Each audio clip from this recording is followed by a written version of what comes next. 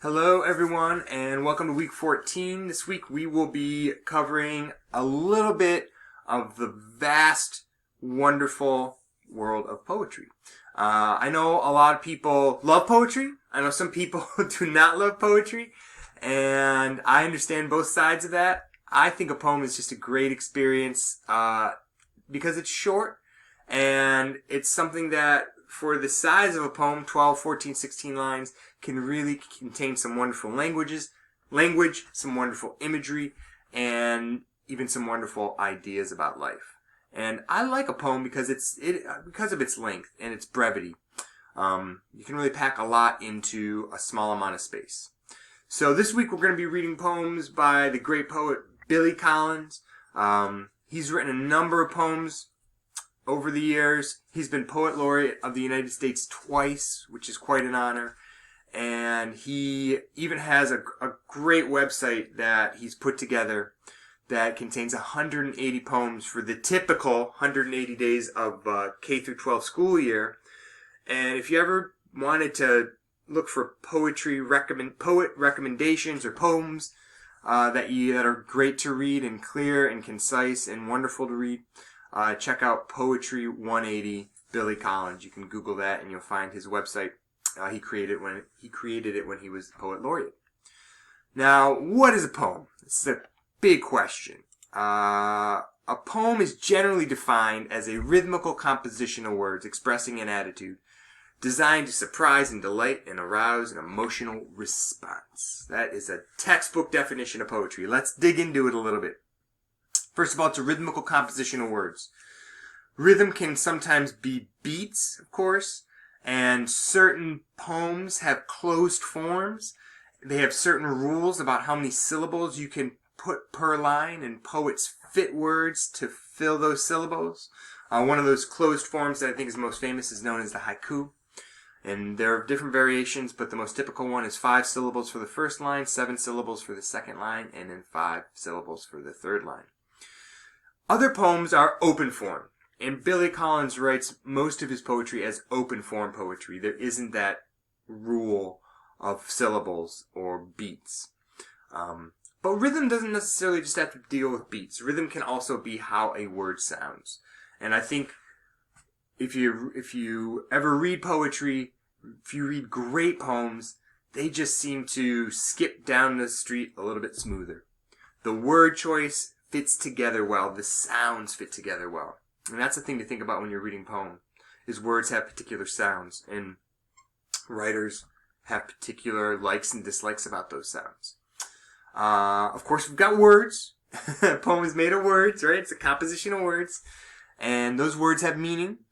Words are very important in poetry because there's so few of them on the page. Words have a couple different types of definitions. You have a denotation and a connotation. The denotation is the dictionary definition. The connotation is the emotional weight of the word. So home obviously means a domicile, a place that you live.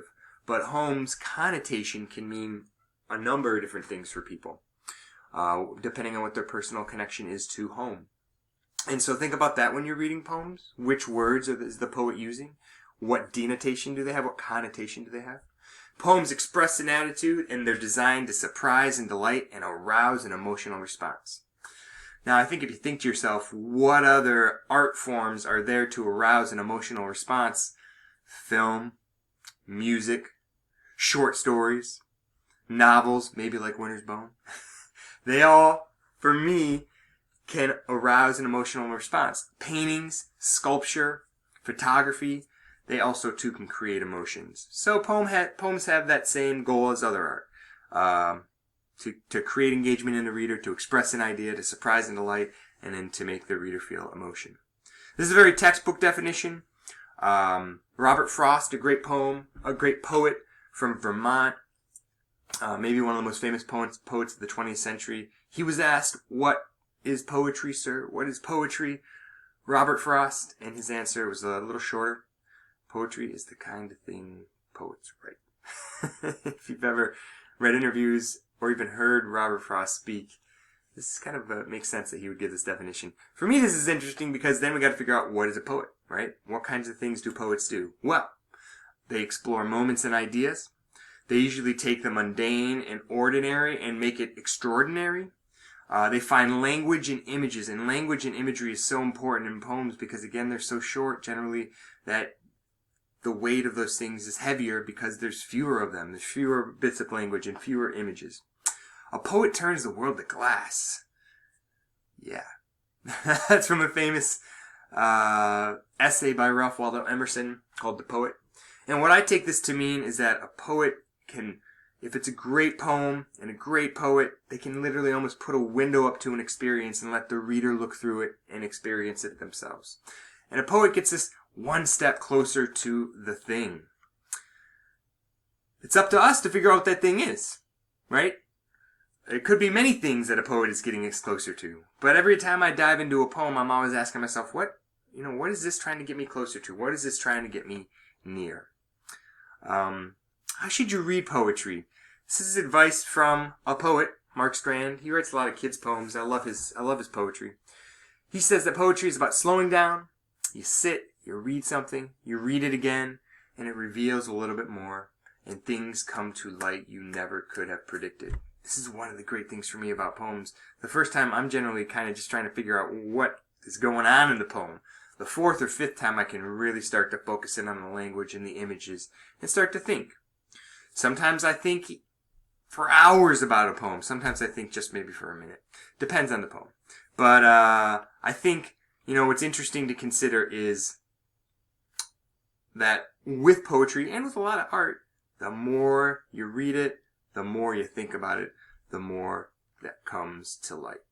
I want to share one poem with you, and then we'll talk about one more thing. This is one of my favorites, by Langston Hughes, a great poet from New York City. He lived in Harlem, early part of the 19th century, or 20th century, part of something called the Harlem Renaissance. And he wrote a lot of poems about the people he saw in New York City. And he was an African American, so he was living in Harlem, which was a huge black community at that time, and to a certain extent still is today. At the turn of the century, and even today, there were challenges in this community that black families went through, and this is a poem about that experience. It's called Harlem. What happens to a dream deferred? Does it dry up like a raisin in the sun, or fester like a sore and then run? Does it stink like rotten meat, or crust and sugar over like a syrupy sweet? Maybe it sags like a heavy load, or does it explode? Heavy poem. It starts with a question. What happens to a dream deferred, right? And deferred means to put off. Sometimes when you defer things, you get back to them. Sometimes, like many birthday cards I was supposed to send, you never get back to them. Sometimes what you defer, you never return to. And what Langston Hughes asks in this poem is what happens when your dreams are deferred.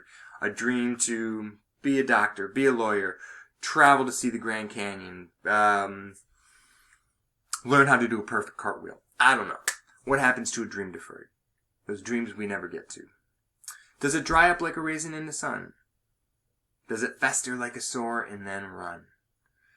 Does it stink like rotten meat or crust and sugar over like a syrupy sweet? And maybe that dream just sags like a heavy load, or does it explode? Think about the dreams that you put off in your life. Which one of these makes the most sense for that dream? This is a list of a type of figurative language called similes. Comparison of two unlike things. In the poem, Langston Hughes is comparing a dream deferred to a dried up raisin in the sun, and a festering sore, and rotten meat, and a syrupy sweet, a heavy load, or an explosion. He's comparing the dream deferred to all of those different things. And some of those might ring true. Maybe some of those more than others for you. But it's a really wonderful poem because of that use of similes. Now, this is one of the 4 different types of figurative language I do want you to know. We've got metaphors and similes. Those are both similar figurative language types. There's a little difference. Metaphor is comparison of two unlike things. My heart is the ocean. Not a great metaphor at all. My heart is the ocean.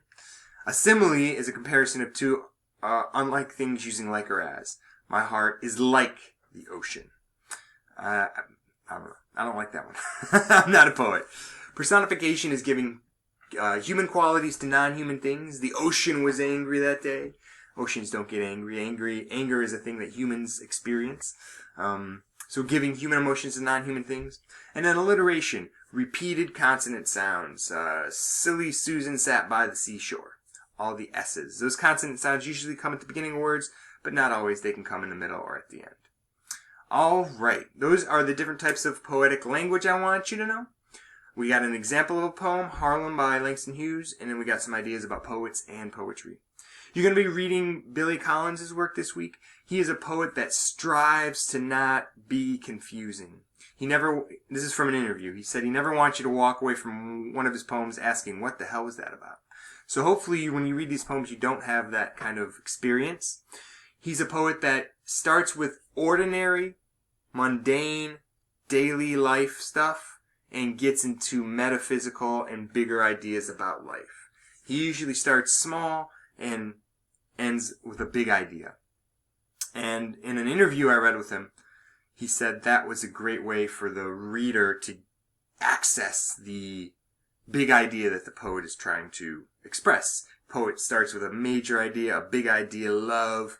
It might be too much for the reader to come to a conception of. So start with something small to something more mysterious. And I think his poems generally follow that route. Not being confusing, starting with an ordinary experience, and then ending with a big idea. One of my favorite poems of all time you're going to read this week, it's called The Lanyard. It's a poem about parents and mothers in particular, and it follows that general pattern. Starts with something small and goes to a pretty big idea at the end. Billy Collins also is funny, and that's why I love his poetry too, because there's a lot of humor involved in it as well. Alright, my friends, I think that's all I have for you. I hope you're doing well. Take care, stay safe. We're pretty much finishing up the semester. You got a couple more weeks of work, and then we will be done with this class. Congratulations on getting your literary movement project done. I'll be looking at those this week. And take care. I'll talk to you soon.